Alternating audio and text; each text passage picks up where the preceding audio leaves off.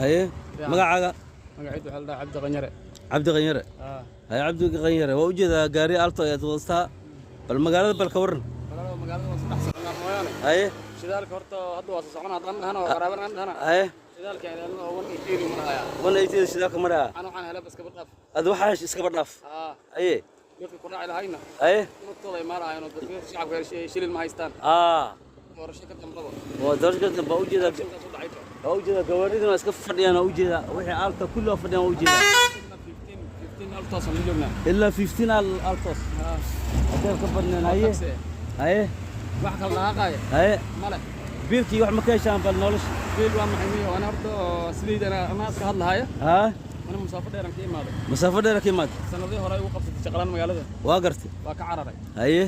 عن كذا عي ما ركتي DRC إلى السودان أنتقي. إلا السودان كرعد. أيه. أيه.